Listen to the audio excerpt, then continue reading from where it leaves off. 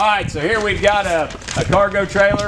It's 18-foot full box, and the V's another 4 feet, so we're going to call it 18 and 22. It's in good shape. The fire department just didn't use it anymore.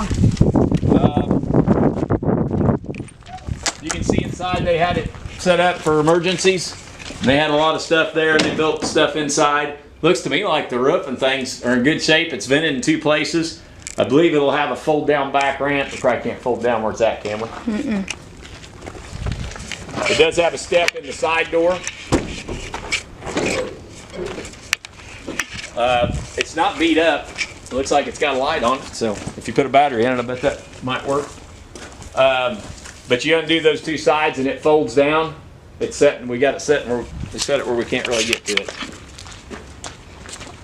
It does have 5-hole wheels on it. Snowmate, U.S. Cargo. So this was made for snowmobiles. 2 5/16 ball. It's got side lights. Well, I guess this light, this much here. That's bolted together. They got this bolted because they must have something in front of it. But I think this door folds down as well.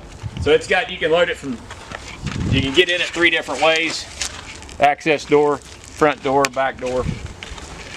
Gonna sell absolute on Tractor House auction. Y'all want to know the, I tell you what, let's check the clearance in here. That is something on these.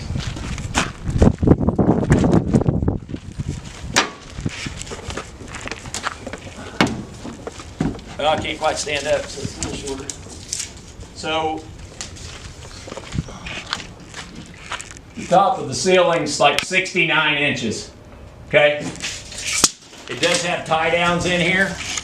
On the floor, it does have electric ran inside. Got a lot of amenities. They spend a lot of time on this thing, just getting it rigged up.